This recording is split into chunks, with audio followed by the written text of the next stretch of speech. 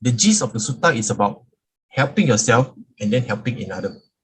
So the use of this acrobat, two acrobats walking on the tightrope is such a very relevant example used by the Buddha. When he tried to balance up the point of helping yourself and then helping another. When is it required that you help yourself first before helping others? Okay, and how by helping others you help yourself? Okay, so the illustration is very, very simple. As you can see here, you see this in a circus, right? And ironically, I found this picture from a circus from India, and as you can see, the Buddha used this example, which basically means during that time, during his period, we have all these acrobats doing all this kind of stunt already, okay? And he has been able to use this sort of example to convey the message about interdependency, right? So let's get into the sutta and see what it says. Okay. So the sutta says, there was this, okay, before that, I'll give you a backstory. There was this, the Buddha related this story about two acrobats. Okay, in this picture, there's three, but actually in the sutta, there's only two. Okay, so the student was, talking to the teacher. Then he says, okay, teacher says, you will sit on my shoulder, all right? And then I will carry you across the tightrope. And then we help one another like this, okay? So the student said, oh, I will help you to keep the balance and you will help me to keep the balance so that we will reach the goal, of not falling down and then reaching to the other side. Then the teacher told him, he says, no, you don't help me and I don't help you. I help myself first by not falling down, okay?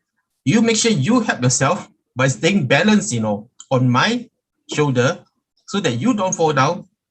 And therefore, by both of us not falling down, we'll be able to walk across the tightrope and reach the other end. So this was an interesting example that the Buddha used, okay? Because the monk asked him a question, do we help? I help you to gain enlightenment, and then you help me to gain enlightenment. Then the Buddha said, no such thing. You have to help yourself. You try to be mindful yourself, and then once you have this mindfulness established, then you help others to establish their mindfulness. Only together, by being mindful together, that you're able to attain the goal of establishing the practice. Okay, so he used this example of the acrobat in a way to emphasize that the teacher-student relationship, that in order to establish a mindful community, yes, it's important to help one another, right? But first and foremost, you have to take care of yourself first, right? So basically, the gist of the teachings is that the Buddha says, you have to first look after yourself, establish mindfulness in yourself, okay? Because without mindfulness and without establishing the foundation of keeping yourself safe, keeping yourself steady, then you will not be able to pass on this helpfulness or steadiness to another person, right? So he gives a very nice summary that says, looking after oneself, one looks after others. Looking after others, one looks after oneself. It's symbiotic, Sometimes we wonder, we keep on helping other people and then we get ourselves into trouble. Then we say, help so much, and then we get ourselves into trouble. Why should I do like that? I don't care. I take care of myself first. Now, that is the wrong approach already. Okay? That means that you have not been steady yourself. You have not been firm yourself. You have not have a foundation that makes yourself look steady. Before you are even ready, you go and help other people. And when problem arise, okay, when problem arise, then you cannot take it because you yourself is not strong enough, right? And when that person pile, their problem onto you even more, then you say, oh, okay, sorry, I cannot take it anymore. Sorry, you take care of yourself now because I cannot look after you anymore. I'm breaking down. I think many of us face these sort of issues, okay? We want to help. Then after that, after a while, we find that we don't have the means to continue because we do not have the, number one, maybe we don't have the energy, we don't have the patience, we don't have the, resources to continue helping the other person, okay? So it is very important before you even think of yourself as a person who goes out to want to save society. You must first look at yourself. Are you capable enough or not? Are you, do you have the resources, the required resources to give help? Okay. Like for myself, I think I think I know my limit sometimes. Okay, I will try to help other people as much as I can, but if I know I cannot, give my best, or do not have the ability to help in an effective way, what I can do is maybe assess the situation and then forward that person to someone who I think is more capable than me to give that help required. Right? I've come across a few cases where, through casual conversation, I find that this person is mentally disturbed, right? If you don't know that person well, it seems okay, the person seems fine, no problem. It's kind of like an acquaintance kind of situation. But after I notice, the more I know the more I get to know the person, the more I find that there's something deeper inside that is a bit kind of like unwell, I would say, okay? So, but that person don't know how to help himself, or right? That person is finding difficulty in identifying his problem. So what happens is when it came to me, then I said, first thing I thought was, I think this is a psychological issue. Something is beyond me. I'm not a trained psychologist, right?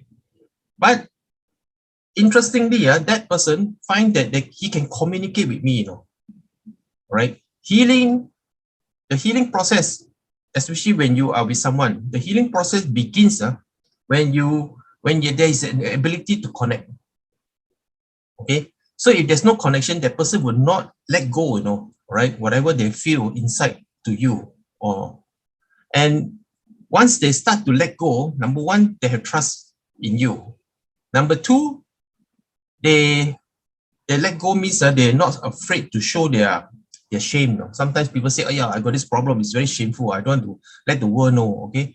But if that person has trust in you and then start to tell you stories about what's happening to him or her, and then you find that, oh dear, I cannot lock in already. And then this person finds it confident enough to let you know, and he's confident enough that you will not, expose this situation to other people, because you're able to keep it confidential. Okay, so once that kind of thing is established here, number one is, if you push away this person, you don't know that the person who you assign to help him or her may be able to make the connection. Okay, if you cannot connect, then the person say, okay, I don't want to talk about this, right? Then it shuts down again. Okay, so it's a kind of a very catch-22 situation, all right? If the person can connect with you, but you are not have the ability to help, all right, and you get someone to help him, and then if there's a possibility that this person cannot get a connection with that other person, then you are back to square one. This person is not able to help themselves. So one way is that you keep on following up, okay? And maybe you have to do a lot more groundwork first. Maybe you're saying that this psychologist friend, and you're saying that, okay, can you help me to help this person?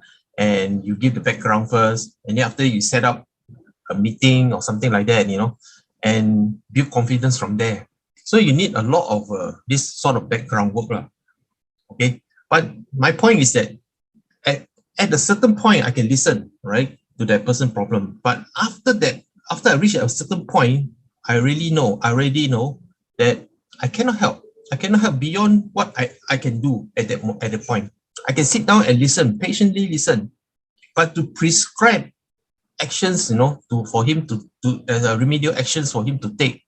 Well, this one needs skill. Okay, it needs skill. So one of the best thing is I find to be circumspect, by practicing mindfulness, is to know yourself. Know yourself well enough, so that you can work on this when you're required to take action to help another, you know your limit. Of course, we're not like Buddha, the Buddha is an amazing being. He's able to open up himself to all kinds of people simply because he mastered mindfulness. Okay, but we haven't. So our mindfulness is limited to the ability of our practice. By looking at our limitation, okay, then you ask yourself, how much can I help? How much can I help?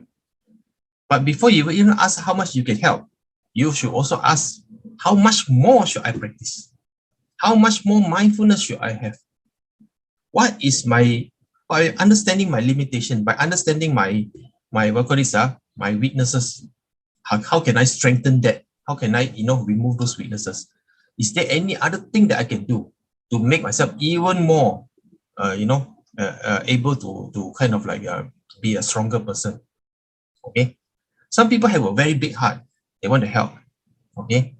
They help. And then they don't mind, the inconvenience of helping. That's the thing, when you want to give help to people, you're actually inviting inconvenience to yourself. Correct or not? You bring people's problem to you, actually, when you say you want to help other people, okay? Sometimes you say, oh, I want to help. After you help, the problem settle. That is well and fine. Well, what happens if the problem never gets settled? It gets even more muddy. Okay, this person will involve another person, and the story gets bigger and bigger and bigger, like any of those TV shows that you see, right? You want to help out of kindness, but it becomes bigger the problem. All right. So you have to understand your limitation. If you think that by helping other person, you are not able to face the problems that it's going to bring to you, then you be more circumspect. You circumspect even more clearly. You ask yourself, am I ready for all the problems that's coming soon? If you say yes, okay, by all means go and help, right? And then that's where the mindfulness is so important, because you're mindful every step of the way, and if it's a small problem, okay, you don't think too much about it. If it's a big one, then you really have to think how you should look into the matter, and then try to settle it for the other person. Okay, so the basis of the first part of this sutta is that you have to look after yourself first. It sounds very selfish, but you look at this picture, right? If the two guys at the bottom there, right, don't focus on their own balance, they think about the balance of the girl at the top, what do you think will happen? They will fall. All of them will fall. Correct or not? All of them will fall. Okay. So while they are balancing on top of one another, they focus only on themselves. All right. They focus only on themselves. Once everybody knows the role they play, okay, then everything falls in place. Nobody falls. Nobody will drop. Okay. There's no tension. Everyone do the thing they are supposed to do. Okay. And the aim is to keep things in balance. So if you have that sort of thinking, therefore, you will not cause problem to anyone. Okay. So the practice of mindfulness actually require focused attention. All right. Example on this case, we need focused attention on on the acrobat. It's like an acrobat balancing on the bamboo pole. So one moment of distraction, you just need one moment of distraction and everybody fall to the ground. Okay, so the picture here is an intensive inner awareness and concentration, okay. I concentrate only on my ability to be balanced on the tightrope, okay, because if I fall, everyone fall. So when you do that well, then nobody gets into trouble. If you make a mistake, everyone falls down. If there's no safety net at the bottom, it's almost like a matter of life and death. Correct or not? Okay. So essentially, this teaching says, if you want to help people, you you have to be successful in our own practice of mindfulness first. Okay, successful. We sometimes we are, as I said earlier, our heart is generous. We want to go and help people, but sometimes we are not ready, okay? But that should not stop you from helping another person, because when your heart says, I want to help, then suddenly your mind says, oh, you're not ready because you're still no good lah, your mindfulness no good lah, you practice more first. Fine, well and fine. So therefore, you spend time not helping. When we are not helping people, you spend time practicing, okay? You stay away from people so that you can build a good foundation for yourself. So this particular story tells us about we are ultimately responsible for our own balance, okay? Our own inner balance is very important, because if we redirect our attention to another person while neglecting our own inner balance, then basically we are very foolish, all right? As I mentioned just now, when we want to help people, we are inviting inconveniences to our life, correct or not?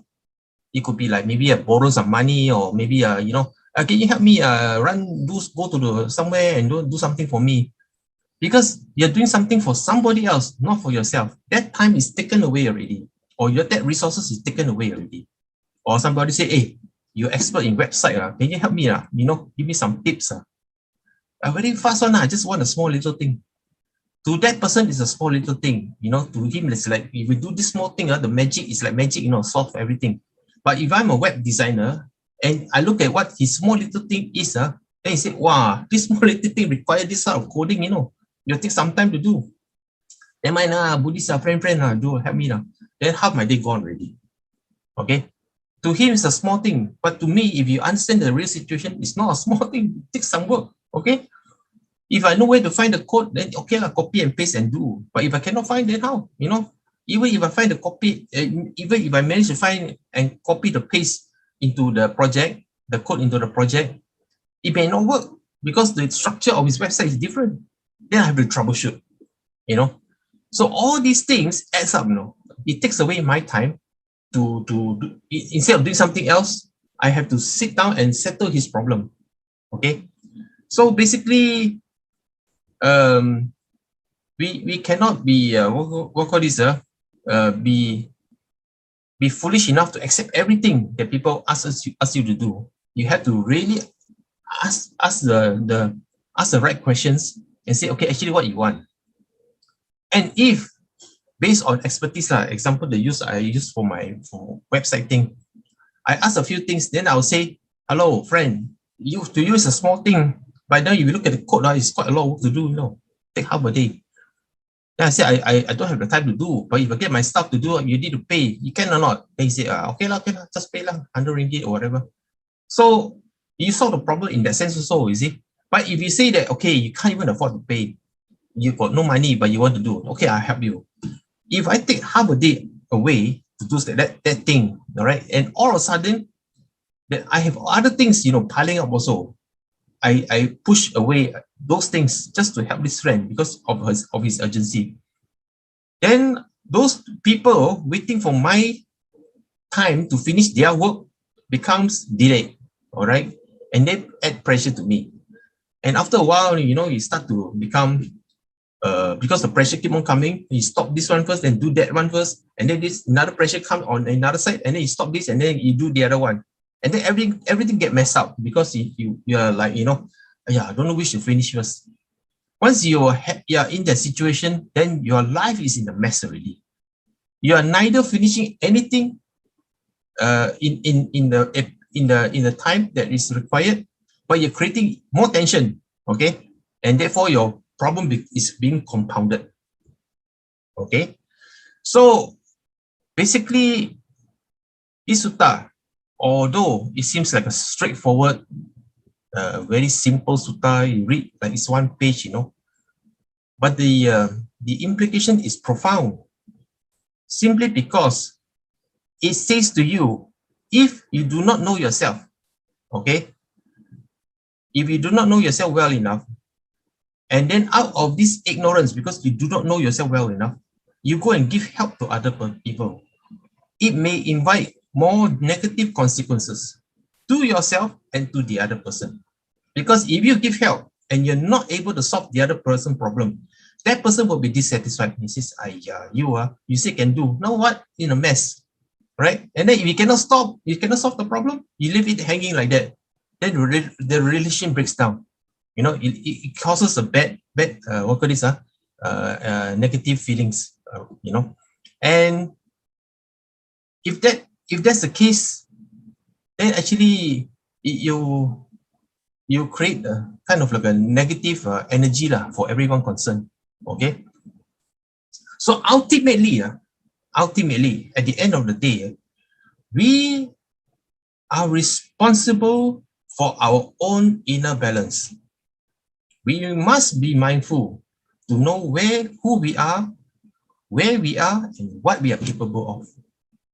This is very essential, okay? The Buddhas never say, help thyself, help yourself first before you go and help others.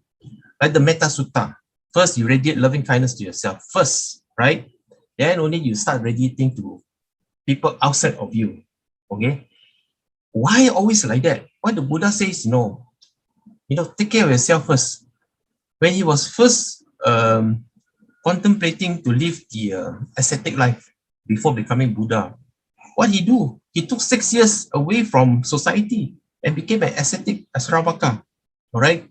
Meditated in solitude, tried to practice the ascetic way of life, okay? And then after that, once he attained the Buddhahood, then he started teaching people. By that time, he already established the foundation of mindfulness perfectly already, okay? Then after that, only he started teaching for the rest of his life, for almost 45 years. So imagine 6 years of solitude to prepare for 45 years of teaching.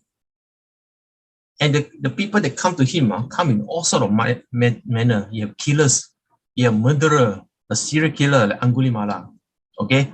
Distraught woman going crazy like Kisa Gotami, okay? So many cases. Bhattacharya, who's almost almost on the verge of going crazy because you know the story of Bhattacharya, right? You have two children, okay?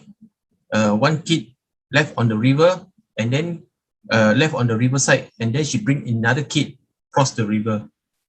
For some reason, something happened.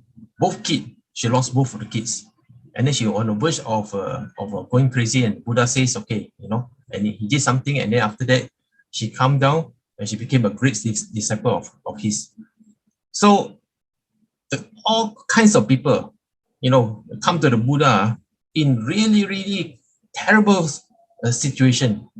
If friends, the kind of people who come to us, asking for help, is nowhere near the kind of people that went to the Buddha seeking for help. The kind of people that actually he went and helped is really dire, the situation. But if you do not have that sort of mindfulness forte, I do not think he'll be able to accomplish what he has done. Okay, so basically we are saying this story about the bamboo acrobat, Sedaka Sutta is about. Ultimately, we are responsible for our own balance. Okay, and actually it's going to be very foolish if we redirect our attention to others while neglecting our own. Okay. You see, the irony is this. Once you are firm in your personal balance, okay, you're firm, you know how to take care of yourself very well, it actually gives confidence to the other person. Okay. Because number one, that you are able to see, when you are mindful of your own self, you listen to your body very well, you listen to your thoughts very well. When that person comes to see you, okay, then you're able to give this same kind of attention to the other person, the same kind of listening to the other person. So when you have a strong mindfulness and ability to listen well, firmly established, when another person comes to see you, you ask the number one is, you know how to ask the right question. Okay? You do not blindly jump in to say, okay, I will help you. You ask some question first. You establish the context and the motive of the person asking you for help. All right? Before you even do anything, even contemplating of, okay, I'm going to spend half a day with you. No. Ask some pertinent question and then establish the number one, motive. Okay. Number two, the context. Number three, the resources required to help. Okay. Now, by doing this, you solve a lot of problems, because even before you start helping people, you establish the context. Number one is, can I help or not? Number two is, if you help, how long do you need to make this a success? This help a success. Okay. Number three, if you cannot help, who can I contact? All right. So once you quickly establish these three things and you tell the other person, I will help you, okay, if you provide me all these answers here. And then once you make the other person understand, yeah, come back to this screen. Once the other person understands that, okay, I'm required to do these things first, do the preparation first before you can help me, all right? And while doing their preparation work, then they start to see things a bit more different, because instead of saying, oh, can you help me solve all this problem? Instead of saying, yes, I can help you solve the problem, the other person says, you ask the other person, okay, before I help you do this, can you also do some things for me, like this, right? Then when that person start doing those few things that you ask them to do, then they realize, oh, actually I can solve problem 1A, I can solve problem 1B, but I cannot solve problem 1C, all right? Okay, never mind. I'll finish 1A, 1B first. 1C, can you help me or not? Then you say, okay. Now what's happening is that you have broken down, the problem into smaller parts, where instead of you helping him to solve everything, that person now is able to see which part of it that I can do myself and which part I cannot do at all. And you help me solve that little thing. So instead of solving 1, 2, 3, A, B, C, you solve only C. Okay. And then you actually save a lot of time and everybody's happy. Now, this is based on my experience. I don't know about you all. The best help you can give to another person is to have the ability to tell the other person, can you solve the problem by yourself first? Meaning, if you can get that person help himself or herself, and get the thing sorted out by himself or herself, it is even a better accomplishment. Okay? Rather than you give everything, do everything for them. It is better you are able to pinpoint where the fault is and get them to do the work themselves and then solve the problem themselves. Because I'm telling you, if you can do that for that person, you are giving that person confidence. You are giving that person to use the brain a bit, to kind of like look for resources. Sometimes some people are very lazy one. They just like, I don't know how to do, never mind, I get Mr. Brother Lim to do. sometimes I will say, okay, can do, but let's look at the whole situation. And then suddenly, that they find that they're able to solve it themselves. Now, this kind of accomplishment is actually an important motivation, because suddenly they find that they have the ability to do things themselves, to solve problems themselves. And then it becomes it was built into a habit, then they start to take care of themselves, you see. So I think so there should be a balance lah. Number one, okay, you have to take care of yourself so that once you are firm and steady, you're able to share this steadiness with another person. I think that's even more important. We must not look at it as a separate thing, I am steady, I am strong, I'm firm. People keep on coming to me because, wow, this guy is steady, this guy is firm. I don't see it that way.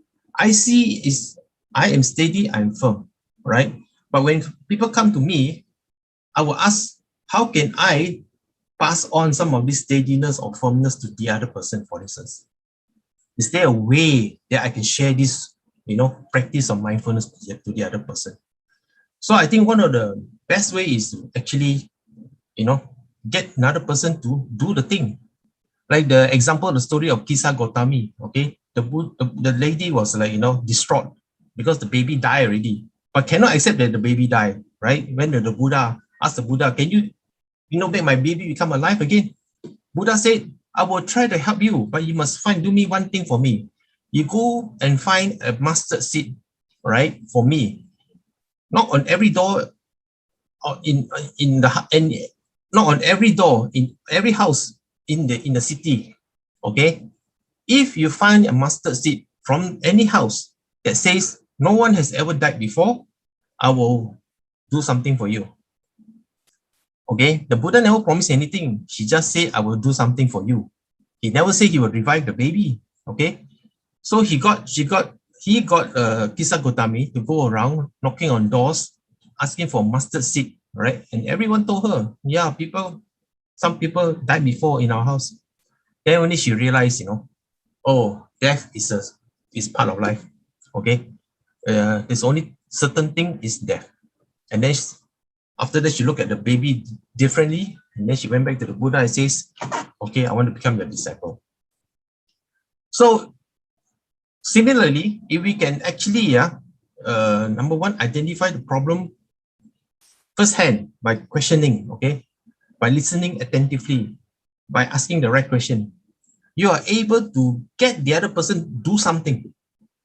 I don't know why it is, you get the person to do something, and then if let's say the person accomplished that something, it solves part of the problem. Maybe not all the problem, part of the problem. But through the act of doing something, then there is this realization, oh, actually, I'm not that, useless. I can actually do something, okay? And this is how you bring your what is a balance to the other person. I don't know how you feel, but when people, let's say they come to me, okay, and they ask some certain questions, and they say, can you collaborate on this? When I start to, engage with them by asking the correct questions, and then after that, seeing that whether is it possible that they can solve some of the problem. Now, the people minds change, Number one is that they do not think they will take advantage of you because you ask the question already, correct or not? You ask the question, that means that you are quite sharp lah. I would say, they say that you're very sharp. You're able to, dissect the problem and then see the issue like this, and like that, And then it's like, then after that, we start discussing, and then suddenly, they start to realize, oh, I have to do this, I have to do that. Now, if we start thinking like that, number one is that mechanism of that person taking advantage of you is not there anymore. One of the things when people fall into this trap of having people taking advantage of you is that when people come to you for help, you say, okay, I do for you. Don't worry, I do for you. You say like that. Actually, it's not a good thing to say. Don't worry, I will do for you. You know what they do? They dump everything on you. They just don't care, dump everything on you. They say, okay, it's not my problem anymore, it's yours. Do not ever do that, okay? Do not ever do that. Always engage and always, probe. What is it? What's the problem? You know, how the thing can be solved. Keep on probing and then get that person involved. Get the person to be involved in the process of solving it themselves. Not you doing it for them, okay? Because the moment you start doing like that, after a while, then they realize, this fellow cannot be taken advantage of. And then after a while, they don't even want to find you because they are looking for someone to dump their problem on, okay? So this is in one way, protect yourself also. Because if everyone dumps their problem on you, wow, you got no life, I tell you. Whole life, you go out and help people. Okay. So essentially, the basic principle of this sutta says, look after oneself first. You must establish mindfulness, and this is only done through mindfulness. You establish mindfulness yourself, be steady, be firm, so that when situation requires you to help another person, you are there, you're firm, you're steady, and people look at you, straight away they know this person cannot be taken advantage of, okay? And if that person is a bit wise, then you're able to actually change the person, make that person become even more self-sufficient, okay? Okay, the second part of sutta here is that how does one look after oneself by looking after others? This one question the suttas actually raise out, okay? How do you take care of yourself? By taking care of others.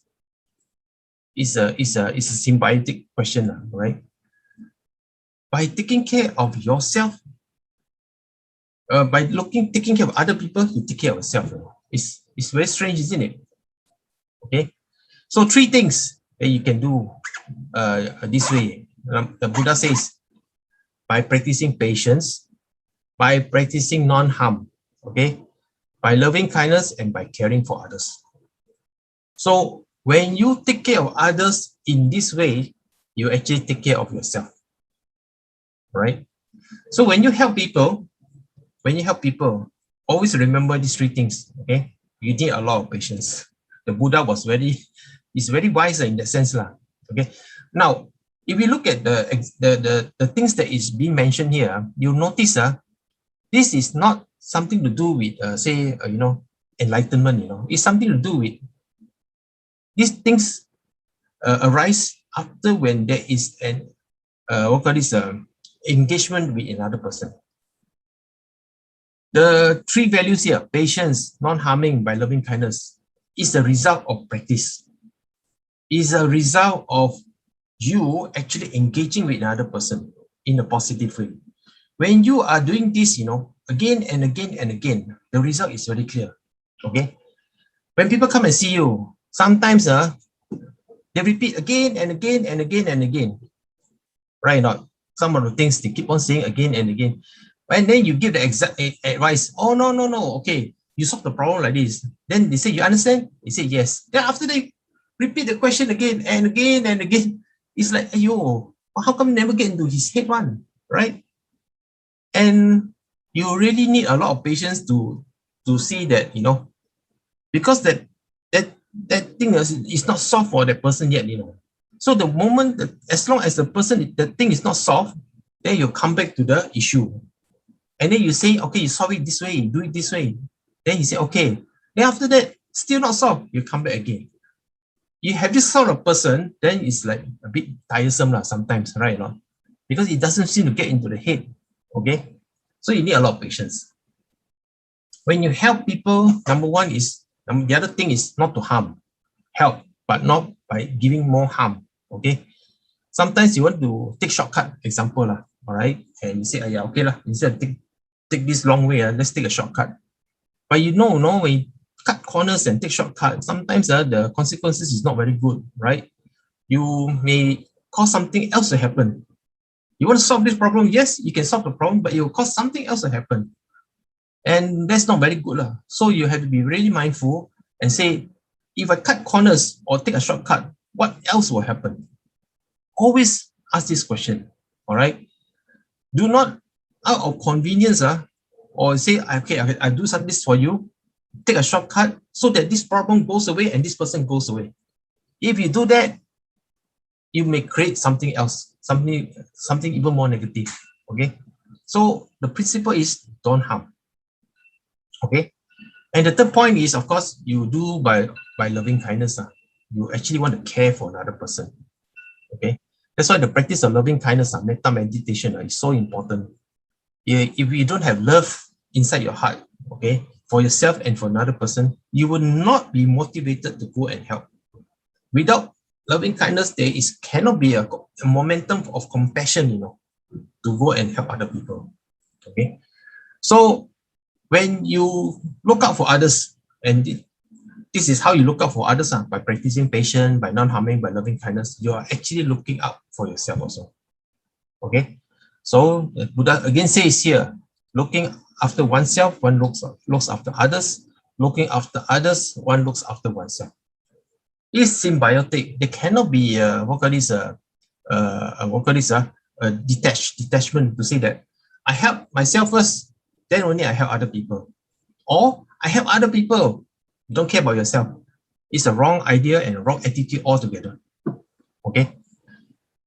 Just by looking at this sutta, it breaks the mythology that Theravada Buddhism is a selfish, sectarian religion.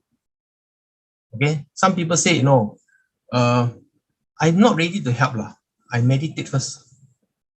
Okay, you can meditate, yes, try to firm yourself, but doesn't mean you must cut off from society, to help.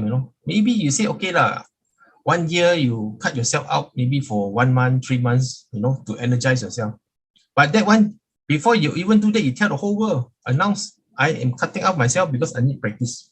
It's fine. Okay. But do not use that as a pretext to say that, oh, this life, I help myself first. Maybe I will be reborn in a better world next time, then I can start to help people. That is a wrong idea and a wrong attitude altogether. Okay. There's 24 hours a day. If you spend some time to help yourself and other time to help other people, you still can do it. You do not need to be full-time, just locking up yourself in somewhere, and people come asking you for help, and then you think that, oh, I'm not ready. Okay. So I think, sometimes Theravada Buddhism have this negative connotation. The Mahayana always say, you guys only want to help yourself. You're not interested in saving other people. The Mahayana one, because of the saying their bodhisattva ideals, right? They say, okay, I postpone my enlightenment first because I want to help other people to cross the river of samsara. And then they say they go and help people. They have this idea of, helping people is more important. But this is wrong, totally wrong. The idea of you staying, cultivating yourself instead of helping people first, and the other side who says, oh, help people first, and then, postpone the enlightenment, is wrong. If you look at this Sedaka Sutta, the Buddha says, if you look after yourself, you look after others. If you look after others, you look after yourself. Okay? So, basically, the sutta is about just this, conclusion. After 2 years of COVID, right, this teaching is even more pertinent. Correct or not? After 2 years of COVID, the COVID situation is similar to the practice of mindfulness. You wear masks, you social distance, and then you clean yourself. Okay? You take care of yourself first. Right or not? You take care of yourself first. Because you do not want yourself to be infected, so that when you go out and you start to infect everybody else. If everybody had done that in the beginning, I don't think we would have such a bad situation today. But unfortunately, the virus has become multiplied until to this extent. And because of democracy, and because of, say, freedom of life, freedom of speech, people don't wear masks, they don't want to, practice social distancing, They don't want to, clean, follow SOP, simply because they want to live life as before. And they are the one causing some havoc. Some don't even want to get vaccinated. Once they get the virus, they start to spread to everyone. So this is basically irresponsible in a sense. Okay. So the virus, the COVID, is actually a stark example, of this particular teaching. It is a concrete idea, a disease. Okay. If we do not follow this particular teaching, it's going to cause havoc, not only to yourself, but to society also. But because it's a disease, it's a virus, there is a consequences of not practicing this teaching. Because of the absence of virus, right? And because if we do not follow this teaching, seems like nothing is happening. But you look at it, let's say there's no virus today, okay? And you have this teaching here, and you're not following it. Actually, you have a lot of social problems also. Okay, a lot of social problems because people are not skillful enough to actually equip themselves, to be balanced. And when I look balanced means the ability to take care of yourself in a peaceful and calm way. Okay, so I think we are not there yet in many ways . So this particular sutta is actually even though it's a very simple sutta, but simple but not easy to practice. Correct or not? Like chess, easy to learn. After a while can learn already, can play already. But to master it, no, it's not easy. Because it requires the kind of wisdom. Number two is the patience. Okay, wisdom and patience to practice and look after yourself, find that balance. And then once you have that balance already, you transfer it to another person through positive engagement. Okay, through positive engagement. One thing I noticed about being mindfulness, you start to listen to yourself more clearer. When you talk about listening, doesn't mean just with ear. Listening with the heart also. Okay. Listening with ear is also important because number one, you start to be mindful of what's happening to your body. Okay. Even in the car, sometimes I'm driving the car, right? If I hear all the thing is like as per normal, then I know the car is fine. But suddenly, if I hear some noise somewhere, okay, then I know this car got some problem. Quickly go and fix it rather than ignore it and then drive. So once you have this sort of sensitivity, let's say to the things that you use or even to the body that you have, okay, the moment you sense something is not right, okay, something a bit out of the normal, then you straight away you take action. Do not wait anymore. Maybe just a joint pain, or some skin rash, example, something out of the ordinary. The moment you see something that's not right, you take action already. So through the physical things that you own, right, and you start to pay attention, then you become sensitive, then you're able to, number one, rectify the issue before it becomes even more serious. Now, once you have this habit of doing that, okay, then when you look at your mind, and then you have certain things, negative things, maybe angry thoughts, or maybe, impatience start building up. The moment those things arise, then you start to take action. You say, okay, this angry thought has arisen. Why are you being so irritated nowadays? What's happening to you? Then you start to, okay, take note, and then take remedial actions. So then you're able to kind of like, ensure that the problem do not become big. Okay. So basically, mindfulness is about that, to have the ability to pay attention to yourself, to listen attentively, listen with sensitivity, okay? So that when things arise, then you know these things is a negative one, and if you do not take action now, it can become big. And once you've taken action, then it goes away, and then you're back to your balance again. Now, this is what mindfulness is all about. Because the moment you're able to sensitize yourself, be more attention to yourself, when you engage with somebody else, that sensitivity, that attention is also given to the other person. Okay? And human, not only just human, any sentient beings, they come to you, will be able to feel that, that you are giving that sort of sensitivity, that sort of attention to the other person, to the other being. Okay, that sense, that sense connection, can be felt one. You don't believe, you try yourself. Okay, when you are sensitized, you're paying attention and giving the attention to another person and time, okay, that person will start to realize, wow, you're actually looking after me in that sense. Okay, and this sort of engagement is a healthy one. Okay, instead of taking the other person for granted, or like, okay lah, what you want lah, okay, I'll finish for you, don't worry. Then after done, gone, forgotten. Okay, now I'm not a very social person, okay, I'm not very social. I'm kind of an introvert. I don't like to socialize a lot, right? My friends always tell me, we hardly meet. Some of my old school friends, we hardly meet. Sometimes a few years meet once. But every time we meet, we have a good time, okay? And, one of my friends go and tell me, we hardly meet, but every time we meet, I can remember everything that you said. Everything. I say, how come? We don't meet often, but, for some reason, I can remember whatever you said, that day. That means that engagement was a quality one. It's not frivolous, it's a quality one. It made that person think, it made that person realize something. And then once they start thinking and they start realizing, it becomes the part of their life. This kind of thing cannot be forgotten one. Okay? Cannot be forgotten. So every time you engage with somebody else, make sure it's a good one, it's a positive one.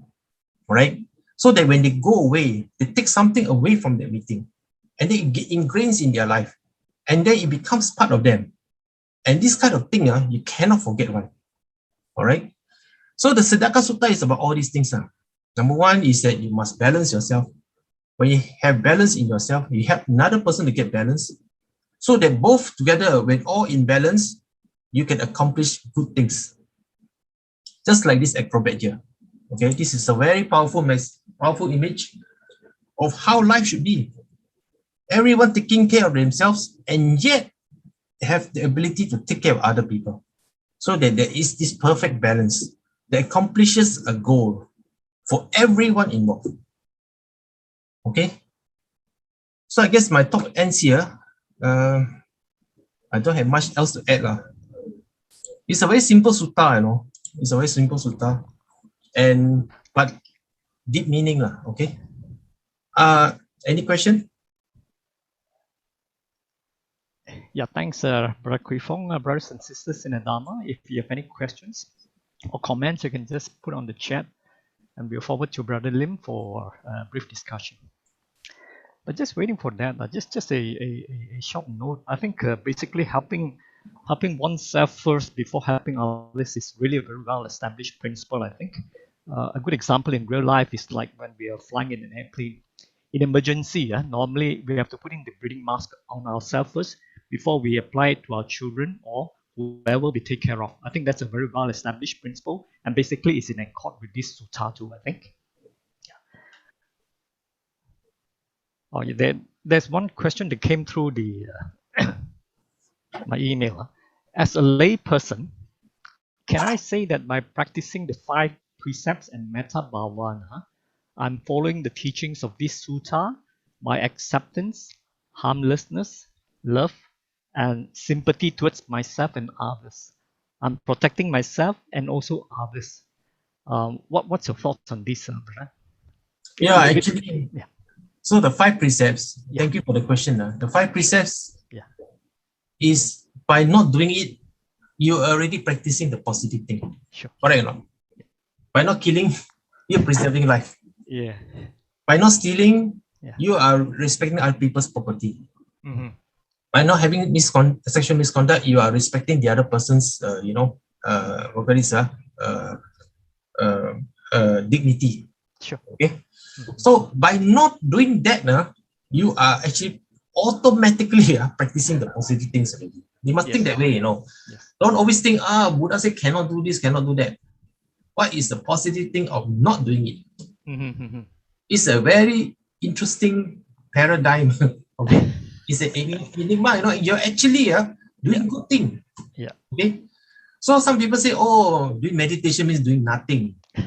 Imagine, you know, during the 1 hour of meditation, you are not stealing, you are not killing, you are not saying what call this, using your mouth mindlessly. Okay, Yeah. you're not doing all the things that you usually do. Imagine the 1 hour in life, in 1 hour in this planet, somebody is doing all these good things. You know, you're preserving life. Yes. You're helping people, keep their property by themselves, and then you're not harming people by getting drunk or intoxicated. Yeah. You're not you're not becoming a nuisance to society. Okay, so all these things here is to help you kind of like although people say practicing 5 precepts or even bhavana is like a straight jacket. Normally you want to do all the things you want to do, right? But suddenly Buddha says, oh, you cannot do that. You must practice. Practice means like straight jacket. You cannot do. You just become like a psychiatry patient sitting down and then forced to not to do those things. But there's no force here. It's all your own motivation. But by cultivating these sort of things, automatically once it becomes a habit, you don't do all these things anymore. Imagine in this planet, out of 7 billion people, one person is doing all these non-harmful things. So imagine another person follow like that, another person follow like that. So imagine what kind of society we have. Yes. You get what I mean? Because the 5 precepts and this meditation is exactly what this Sedaka Sutta is all about. Sure. Take care of yourself. Take care of yourself, and then you will take care of another person. Okay? So it's not, I don't see it's negative. To me, it's like, everything is positive. Sure. Okay? Okay. I answer the question. Yeah. Thanks very much. Yeah. Just a point to note. I think it's like a very common mistake a lot of people make, actually, trying to help others before we think we are in a position to do so. Sometimes trying to be helpful is one thing, but actually being in that position is really another. A lot of people think that first we got to know ourselves, our own capabilities in it, whether it's physically or psychologically or even financially, before we can render help to others. If we think that we are not in the position, it's better not to. Otherwise, you can really mess up other people's life. Correct. Yeah. And also, there's an English saying, charity begins at home. So if your house is not in order, how can you help others, isn't it? Correct. Yeah. That's right. Yeah. So basically, like this picture of this acrobat here, Sure. You just need you see, then you understand. Yeah, absolutely. Yeah, so all of us here as practicing Buddhists, I think we must look at this message, with a clear-mindedness. Actually, what does it really mean? Yeah. Okay, so all of us, we are standing on each other's shoulder. All of us, creating this pyramid and just walking on the tightrope. Imagine, one of us fail. Everybody fall down already. The whole pyramid, is collapsed. Yeah. So it's essential that we all play our part, Yes, and, absolutely. Yeah, we just don't push our responsibility to another person.